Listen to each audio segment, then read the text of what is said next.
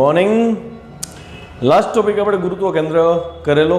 મેં ગુરુત્વ કેન્દ્ર અને દ્રવ્યમાન કેન્દ્રનો તફાવત જાતે કરવાનું કીધું હતું। એમાં બીજી એક મેથડ છે ગુરુત્વ કેન્દ્ર નક્કી કરવાની, તો એ થિયરી કરાવું છું હું। જોઈ લ્યો, ગુરુત્વ કેન્દ્ર અને દ્રવ્યમાન કેન્દ્ર વચ્ચેનો ભેદ લખો। જો તંત્રના જુદા જુદા પદાર્થ વચ્ચેનું અંતર, એટલે માની લો કે એક તંત્ર છે આવડું, અહીંયા એક પદાર્થ પડેલો છે, બીજો પદાર્થ અહીંયા પડેલો છે, એ બે વચ્ચેનું અંતર આર તે પદાર્થના પરિમાણ કરતાં વધુ હોય તો આનું પરિમાણ છે ડી અને બે વચ્ચેનું અંતર છે આર। જો આ અંતર વધુ હોય તો આવા કિસ્સામાં તમને જે સેન્ટર ઓફ માસ મતલબ જે દ્રવ્ય બિંદુ મળે, જે કેન્દ્ર મળે, એને નામ આપવામાં આવે છે દ્રવ્યમાન કેન્દ્ર। સમજ પડી?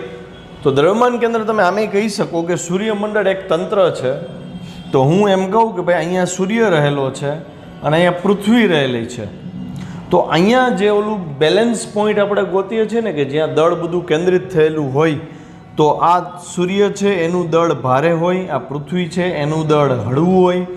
આ બેના પરિમાણની સરખામણીમાં બે વચ્ચેનું અંતર વધારે છે, તો આ કિસ્સામાં જ્યાં દળ કેન્દ્રિત થાય છે એ બિંદુને દ્રવ્યમાન કેન્દ્ર કહેવાય। હવે ઉદાહરણ આપ્યું તો સમજી શક્યા ને દ્રવ્યમાન કેન્દ્ર ક્યારે ચર્ચામાં લેવાય, બરાબર?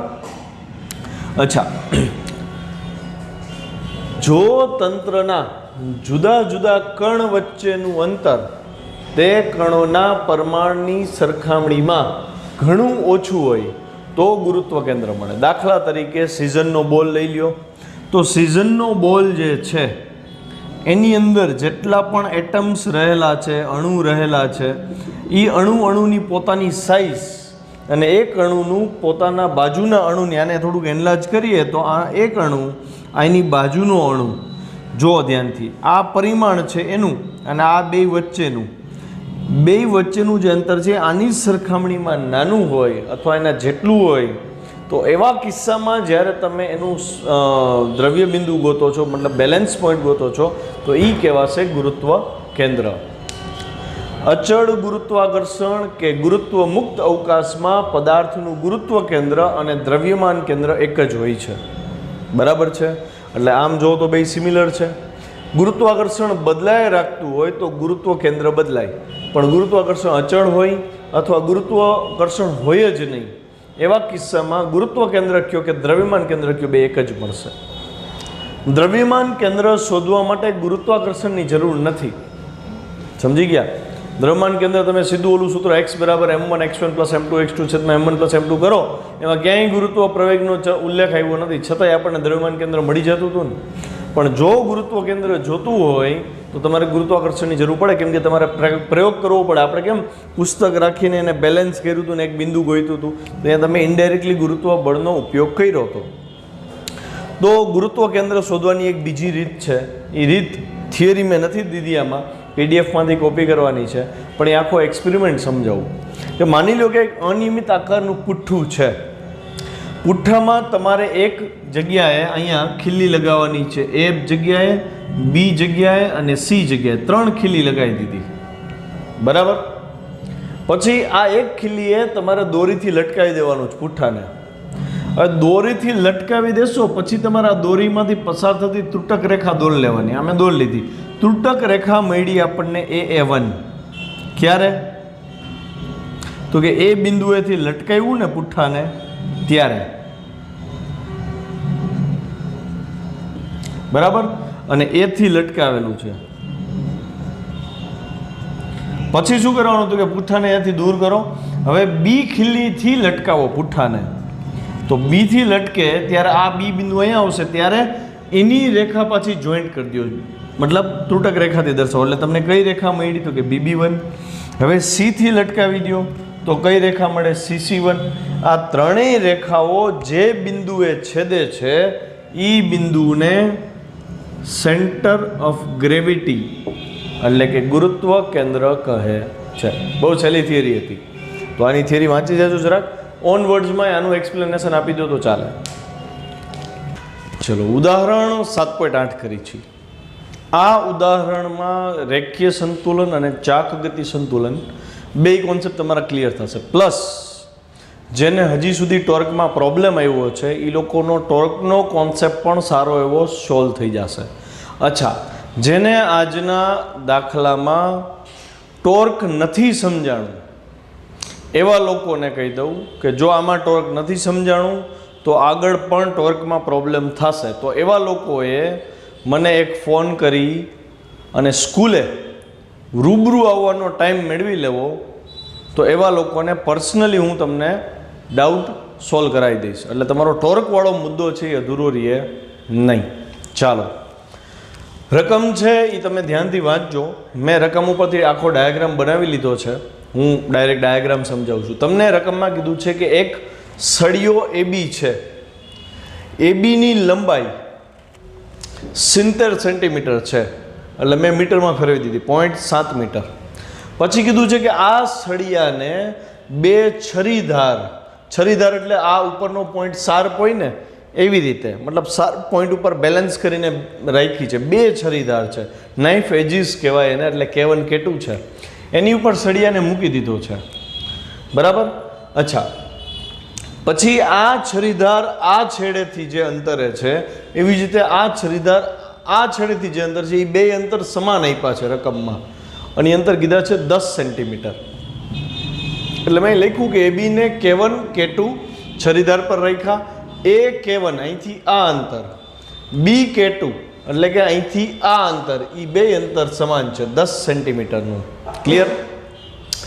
સળિયાના એક છેડા એથી આ છેડો એ લીધો, ત્યાંથી રકમમાં કીધું છે કે 30 સેન્ટીમીટર. જોજો ધ્યાનથી હો, કુલ સળિયો 75નો છે, તો અડધો સળિયો જી પાસે થાય 35નો.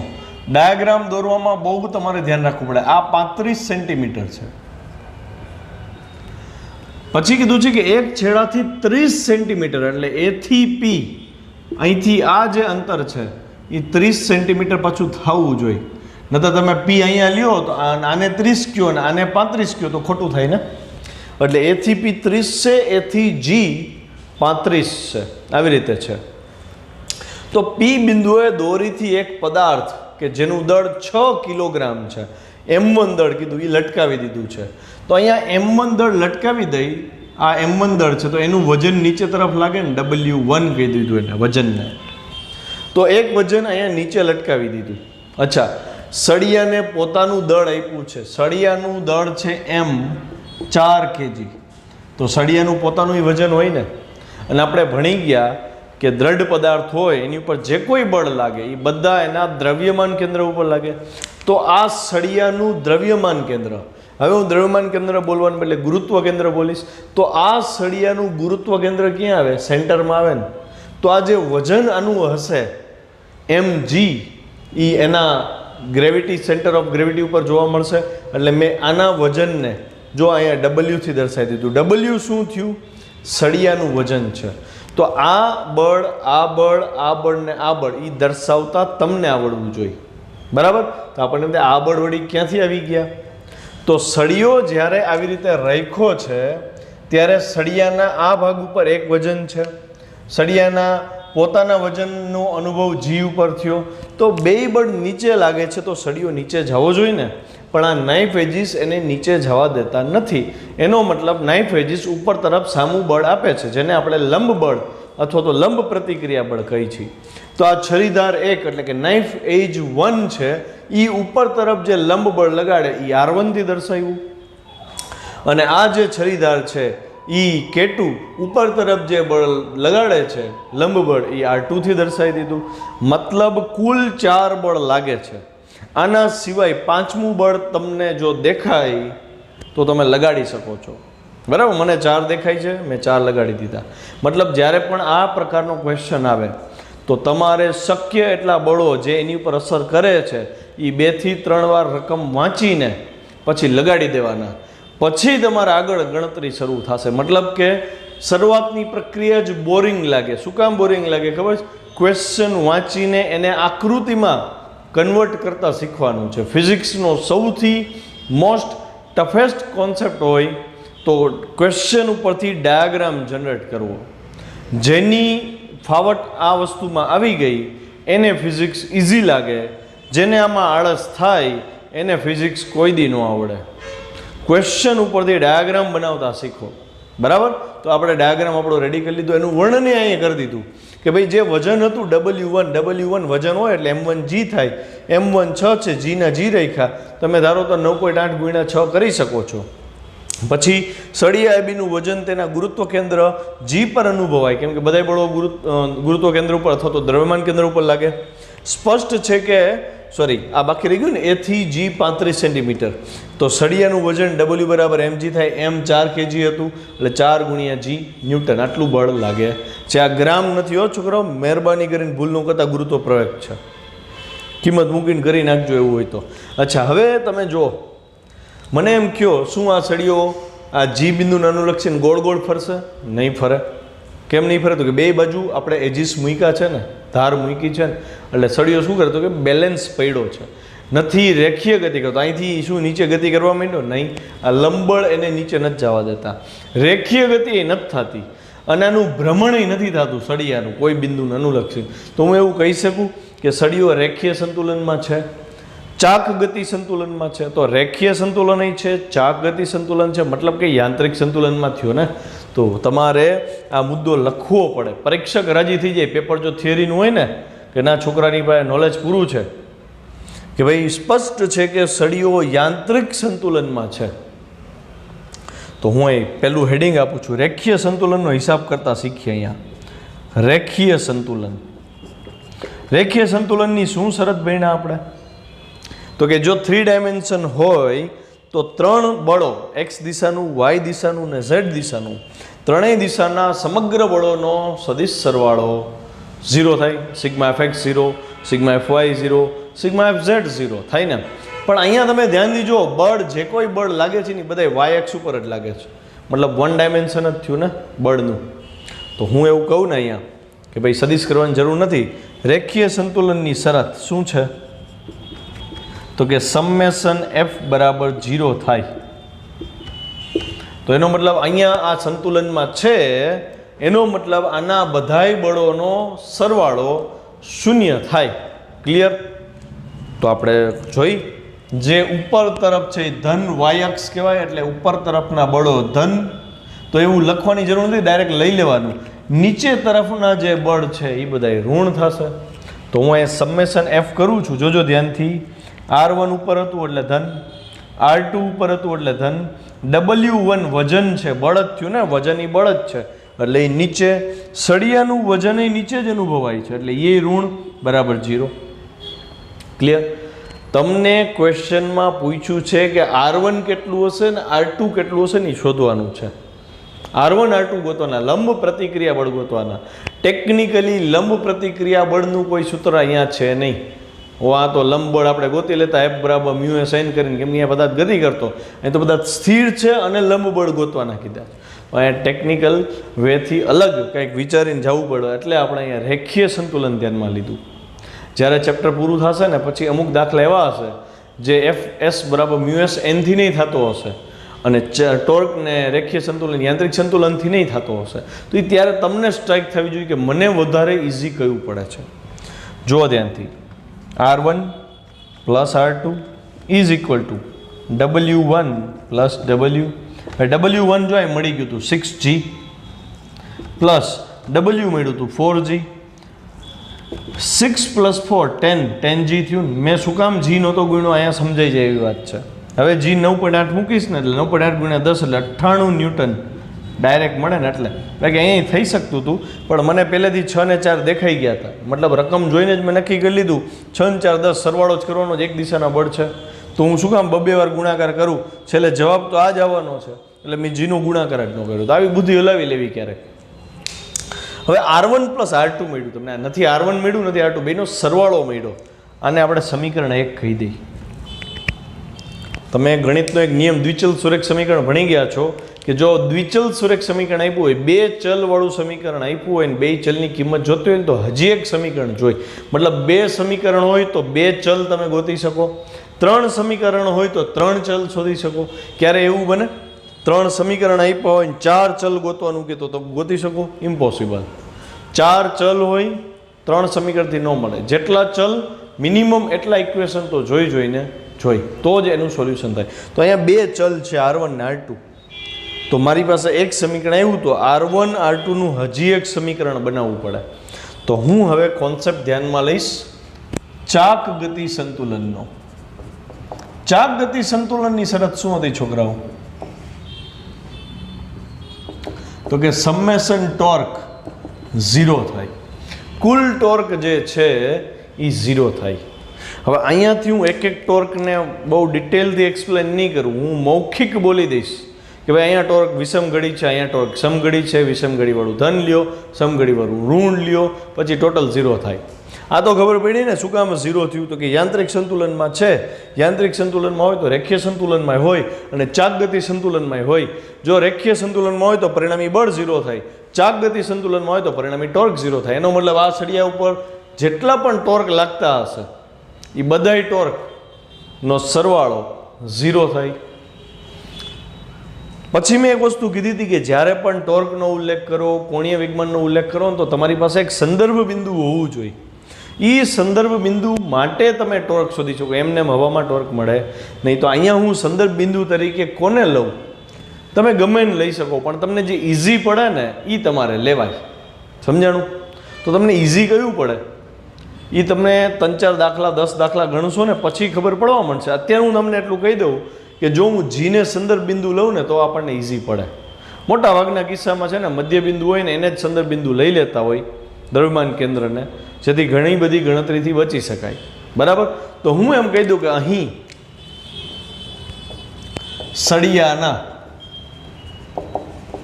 ગુરુત્વ કેન્દ્ર જીને સંદર્ભ બિંદુ તરીકે લેતા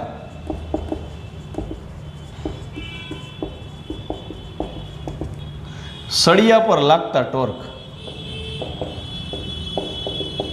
કેટલા ટોર્ક લાગે એ જુઓ તમે ધ્યાનથી. તો કે જેટલા બળ, જેટલા સ્થાન સદિશ એટલા ટોર્ક લાગે. તો હું થોડુંક ડિટેલથી કરાવીશ, પણ આગળ જતા તમને એને શોર્ટ કરતા શીખવાનું છે. ચલો, બળ મને જો એક બળ અહીંયા દેખાય છે, આ બીજું બળ છે, આ ત્રીજું બળ છે, ચોથું બળ છે, 4 બળ છે. તો 4 ટોર્ક થશે ને. તો હું વારાફરતી જીને અનુલક્ષીને બધાયના ટોર્ક શોધીશ. સમજજો ધ્યાનથી. ટોર્ક 1 લઉં છું. ટોર્ક 1 બરાબર, જોજો ધ્યાનથી, સૌથી વારો હું લઉં છું પેલો R1 નો. બળ ઉપર લાગે છે. કયા બિંદુએ લાગે? તો કે આ બિંદુને હું K1 કહી દઉં ધારો કે. તો અહીંયા આને અનુલક્ષીને વાત હતી ને, તો તમારે સ્થાન સદિશ અહીંથી લેવો પડે ને આને. તો તમારો સ્થાન સદિશ શું બન્યો? GK1 બન્યો. સમજાય છે ને બધાને? હે? કેમ કે ટોર્ક બરાબર R ક્રોસ F છે. તમે જેને સંદર્ભ બિંદુ લ્યો એ તમારા માટે ઉગમ બિંદુ બની ગયું. જે ઉગમ બિંદુ બને અને જે બિંદુએ બળ લાગે એ બિંદુથી સ્થાન સદિશ ગોતવાનો થાય. એટલે ટોર્ક 1 હું લઉં છું, જોજો ધ્યાનથી, GK1 ગુણ્યા પછી બળ કેટલું છે અહીંયા? તો કે R1 અને ખૂણો કેટલો છે બે વચ્ચે? તો કે sin 90. જોવો જોઈએ છે sin 90 આ બે વચ્ચેનો ખૂણો. અચ્છા, અહીંયા ટોર્કની દિશા નક્કી કરવાની છે, સમઘડી છે કે વિષમઘડી, કેમ કે પ્લસ માઇનસ નક્કી કરવું પડશે ને. તો મેં તમને સમજાવ્યું છે કે જ્યારે પણ ટોર્કની દિશા લ્યો ત્યારે બળની દિશા અને સ્થાન સદિશની દિશા બે માટે બેયના ટેલ, બે સદિશના ટેલ એક જ બિંદુ પર આવવા જોઈએ. તો જોજો GK1 હું ડ્રો કરું છું. આ દિશામાં હતું GK1, આ G હતો, આ K1 હતો. R1 સદિશની દિશા નથી બદલવાની, પણ એનું ટેલ સ્થાન સદિશના ટેલ ઉપર આવવું જોઈએ. એટલે જો R1 અહીંયા આવશે. આ તમારે શીખવાનું છે. આ મનમાં કરતા શીખવાનું છે. મનમાં કેમ કરવું? તો કે GK1 અહીંથી ઉપાડી મનમાં અહીંયા ડ્રો કરી નાખો. એટલે GK1 અહીંયા આવ્યો. હવે તમારે GK1 એટલે તમારો સ્થાન સદિશ થયો R, અને આ તમારું બળ છે. નામ જોઈને ભરમાતા નહીં, આ R છે એમ. આ R1 ખરેખર બળ છે. સ્થાન સદિશ તો GK1 આમ હતો. તો GK1 ક્રોસ R કરશો ને, R ક્રોસ F કરશો ને, આ બળ છે. અહીંયા સ્થાન સદિશ હતો તો R ક્રોસ F એટલે કઈ ભ્રમણ થયું જોવો જોઈએ. તો તો કે ઘડિયાળના કાંટાની દિશાનું ભ્રમણ થયું ને, ઘડિયાળના કાંટાની દિશામાં એટલે એ ટોર્ક અંદર લાગે છે, એને તમારે ઋણ લેવું પડશે. એટલે હું અહીંયા લખીશ સમઘડી દિશામાં ટોર્ક લાગ્યું. કઈ દિશામાં લાગ્યું? સમઘડી દિશામાં ટોર્ક લાગ્યું. સમજે પડી ને સ્ક્રૂના નિયમથી? અચ્છા, સમઘડી દિશામાં ટોર્ક છે તો તમારે એનું મૂલ્ય કેવું લેવું પડે? માઇનસ લેવું પડે. એટલે તમે લખશો માઇનસ GK1 ની વેલ્યુ કેટલી થાય? તમે બુદ્ધિ લાવો. G થી K1 નું અંતર કેટલું? A થી K1 નું અંતર 10 હતું. A થી K1 નું અંતર 10 સેન્ટીમીટર છે. A થી G નું અંતર 35 સેન્ટીમીટર હતું. તો G થી K1 નું અંતર 25 થાય ને, આ અંતર 25 થયું ને, આ 10 છે, આ 25 છે, ટોટલ 35. એટલે હું અહીં શું લખીશ? માઇનસ 25. 25 ની બદલે હું લખીશ 0.25, કેમ કે સેન્ટીમીટરના પાછા મીટર એ કરવા પડે ને, બહુ બધું ધ્યાન રાખવું પડશે. દાખલો અઘરોય લાગશે, 3-4 વાર ગણશો ને ત્યારે આખો દાખલો તમારાથી પૂરો થશે. 0.25 અને ગુણ્યા R1 છે. R1 ની કિંમત તો ગોતવાની છે, એટલે હું આને 0.25 R1 કહીશ. માઇનસ છે કેમ? તો કે સમઘડી દિશા. આ તો હજી એક ટોર્ક મળ્યું, હજી 4 ટોર્ક ગોતવાના છે. તો ટોર્ક 2. તો હું G થી હવે આ બાજુ જોઉં તો હજી એક બળ લાગ્યું. જો કેટલું છે? નીચે તરફ છે, W1. અને એનો સ્થાન સદિશ શું થાય? તો કે આ બિંદુએ ટોર્ક લાગે છે ને, બળ લાગે છે ને, તો આ સદિશને ધ્યાનમાં લઈશ, GP. તો ટોર્ક 2 બરાબર GP ગુણ્યા W1 થશે. બળ W1 નીચે હતું અને બે પરસ્પર લંબ છે એટલે sin 90. હવે આની દિશા શોધતા શીખવાની. જોજો, તો હું પહેલા સ્થાન સદિશ દોરીશ. તો આપણો સ્થાન સદિશ આ છે GP, બરાબર. એનું ટેલ છે, એના ટેલ ઉપર જ તમારે બળ W1 લેવાનું છે. તો બળ W1 નીચે આવ્યું આવી રીતે. હવે તમારા માટે આ સ્થાન સદિશ છે અને આ W1 બળ છે. સ્ક્રૂને અહીંયા રાખીને ભ્રમણ આમ આપવાનું થાય. જો ભ્રમણ કેમ થયું? ઘડિયાળના કાંટાની વિરુદ્ધ દિશાનું ભ્રમણ થયું. એટલે આ તમારા માટે શું થશે? પ્લસ બળ થશે, પ્લસ ટોર્ક થશે. એટલે તમે અહીંયા લખશો વિષમઘડી દિશા. વિષમઘડી દિશા. તો અહીંયા તમને જવાબ મળશે પ્લસ. જીપીની વેલ્યુ કેટલી છે? જીપીની A થી P નું અંતર તમને આપી દીધું છે. જો 30 છે, A થી P 30 છે, A થી G 35 છે, તો G થી P 5 સેન્ટીમીટર થાય. 5 સેન્ટીમીટરના મીટર લખાશે 0.05 અને બળ છે W1. આટલું ક્લિયર થયું? હવે ટોર્ક 3 ની વાત કરી. ત્રીજું બળ જે ટોર્ક લગાડે ને એ ટોર્ક 3. જોજો ધ્યાનથી. તો ટોર્ક 3 હું G ને અનુલક્ષીને લગાડીશ. તો જો ઈ બળ G ઉપર જ લાગે છે, મતલબ આનો સ્થાન સદિશ, G નો સ્થાન સદિશ શું થયો? કે G નો તો દ્રવ્યમાન કેન્દ્ર લીધું છે. તો દ્રવ્યમાન કેન્દ્ર એ જ આપણા માટે ઉગમ બિંદુ છે. તો મતલબ એનો સ્થાન સદિશ તો 0 પોતે થયો ને, કેમ કે બળનું G થી અંતર કેટલું છે? તો કે 0. એનો મતલબ અહીંયા તમે લખશો 0 ગુણ્યા સળિયાનું વજન. sin 90 કે કંઈ લેવાની જરૂર નથી. 0 ટોર્ક થયું. ટોર્કનો એકમ છે ન્યૂટન મીટર R×F ઉપરથી. બધી જગ્યાએ લખવું પડશે, નહીતર માર્ક્સ કટ થઈ જશે. તમારે હોમવર્કમાં ટોર્કનું પારિમાણિક સૂત્ર ગોતવાનું છે R×F ઉપરથી અને મને મોકલવાનું રહેશે. ટોર્ક 3 બરાબર 0 ન્યૂટન મીટર મળ્યું. ત્રીજું ટોર્ક તો 0 થઈ ગયું, એટલે એક ઉપાધિ ઓછી. હવે ચોથું ટોર્ક જોઈશે આપણે, ટોર્ક 4. તો ટોર્ક 4 માટે ચોથું બળ લેવું પડે. G થી કેટલા અંતરે છે? તો કે ભાઈ આ બિંદુને હું K2 નામ આપું છું. અહીંયા બળ R2 ઉપર લાગે છે. આનો સ્થાન સદિશ જો G K2 થાય તો સ્થાન સદિશ પહેલા લખવાનો G K2 ગુણ્યા બળ કેટલું છે? તો કે R2. આ બળ લખ્યું અને બે વચ્ચેનો ખૂણો જો sin 90 નો છે sin 90. તો હવે મારે પાછી આની દિશા નક્કી કરવાની છે. દિશા કેમ નક્કી કરશે? તો કે ભાઈ G K2, આ G, આ K2. sin 90 બળ ક્યાં લાગે છે? તો કે ઉપર તરફ. અને ઈ બળના સદિશનો ટેલ સ્થાન સદિશના ટેલ ઉપર આવવો જોઈએ. એટલે અહીંયા આવશે આ R2 બળ થયું. તો ડાયાગ્રામ ઉપરથી હવે તમારે શું કરવાનું છે? તો કે આ સ્થાન સદિશ છે, બરાબર, અને આ R2 બળ છે. તો સ્થાન સદિશ ક્રોસ બળ થાય ને તમે ભ્રમણ આવી રીતે કરાવશો. જો આ કઈ દિશા થઈ? વિષમઘડી દિશા થઈ. તો એનો સાઇન શું આવશે? તો કે પ્લસ સાઇન આવશે અને અહીં લખવું પડે ને વિષમઘડી દિશા. તો તમને હંમેશા દરેક વખતે ટોર્કની દિશા શોધતા આવડવી જોઈએ. આ 4 દિશા મેં તમને આવી રીતે કરાવી. હવે એ ચારેય દિશા હું તમને ડાયરેક્ટ ડાયાગ્રામમાંથી કેમ ગોતવીને એ શીખવાડી દઉં, જેથી કરીને દાખલા ગણતી વખતે વાંધો ન આવે.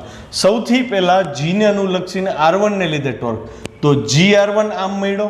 તમારે દોરવાનો અહીંથી જ મનમાં, ભલે ઉગમ બિંદુ આપણું જી છે એ આપણા માટે સંદર્ભ બિંદુ રહ્યું. આ સદિશને સીધું અહીંયા ઇમેજિન કરો, સ્થાન સદિશ, અને આ બળ છે સીધું અહીંથી આમ જો વિષમઘડી દિશા થઈ, સોરી સમઘડી દિશા થઈ R1 વાળી, એટલે જો અહીં સમઘડી દિશા છે. રેડી? પછી બીજું ટોર્ક સીધું આ બળને લીધે લાગે, તો એનો સ્થાન સદિશ આમ છે અને બળ આમ છે, તો સ્થાન સદિશ આમ છે, બળ આમ છે, એટલે આનું ભ્રમણ આવી રીતે થશે. જો આમ આ સ્થાન સદિશ, આ બળ, તો ભ્રમણ આમ થયું ને, એટલે વિષમઘડી દિશા થઈ. જો અહીંયા છે વિષમઘડી દિશા. અને પછી આ બળ, તો કે એ પોતે દ્રવ્યમાન કેન્દ્ર ઉપર લાગે છે. તો અહીંયા એક વસ્તુ હાસ્યમાં નોંધ કરી લ્યો અત્યારે જ, કે દ્રવ્યમાન કેન્દ્ર પર લાગતા બળને લીધે ક્યારેય ટોર્ક ઉદ્ભવે નહીં. જ્યારે દ્રવ્યમાન કેન્દ્ર ઉપર બળ લાગે એ ટોર્ક જનરેટ કરી શકતું નથી. એટલે ગમે ત્યારે ફ્યુચરમાં આ પ્રકારનો દાખલો આવે, દ્રવ્યમાન કેન્દ્ર ઉપર કોઈ બળ લાગે, તો દ્રવ્યમાન કેન્દ્રને જ સંદર્ભ બિંદુ લઈ લેવું, કેમ કે એનો હિસાબ કરવાનું નીકળી જાય ને સીધું. એક ટોર્ક સીધું ઓછું કરી દીધું આપણે. સમજે પડી?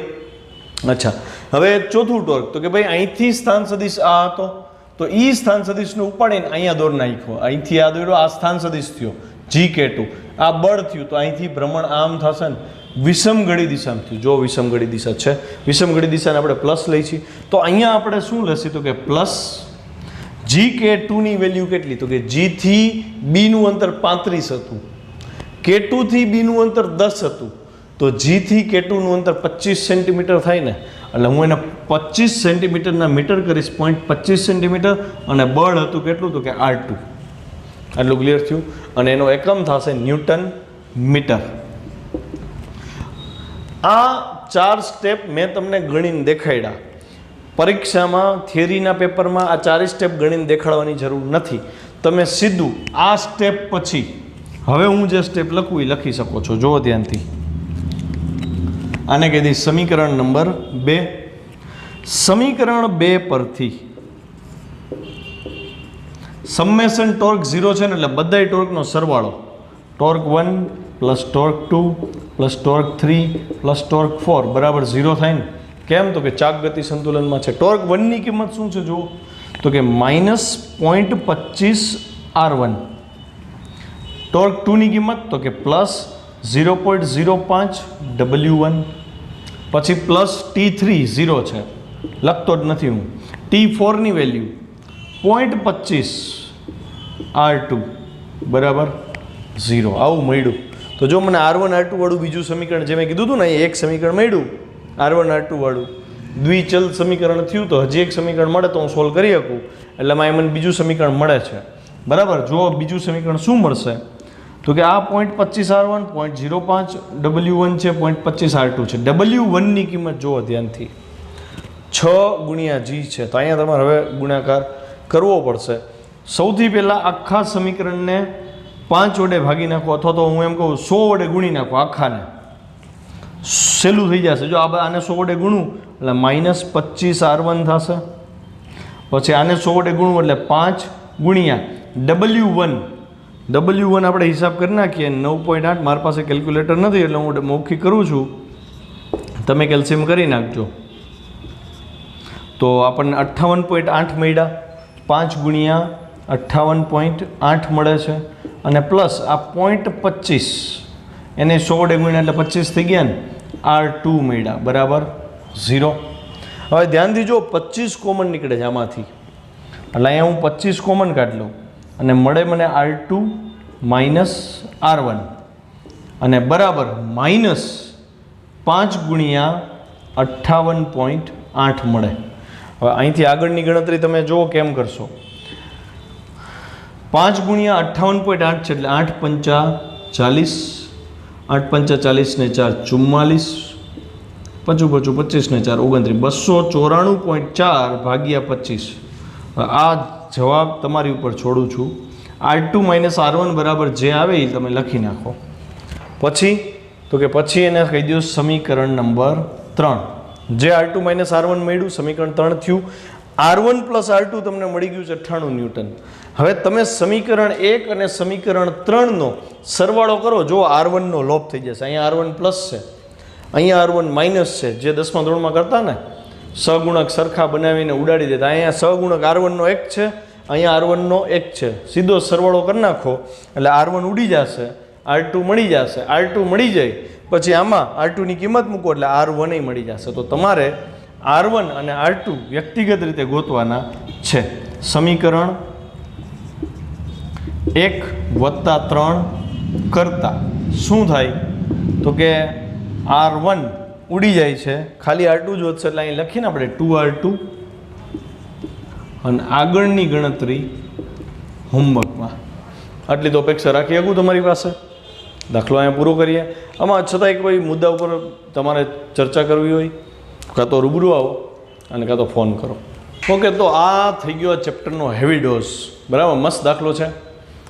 ચાકગતિ સંતુલન અને રેખીય સંતુલન કરીને બહુ સરસ રીતે આપણે બે સમીકરણો મેળવા અને એના ઉપરથી આપણે અહીંયા R2 અને R1ની વ્યક્તિગત કિંમતો ગોતવાની છે જે રકમમાં કીધી છે. તો તમારે લોકોએ શું કરવાનું છે, R1 R2ની જે કોઈ કિંમત મળે અને આખો દાખલો તમે કેવી રીતે લખ્યો છે ને એ લખેલું મારે જોવું છે.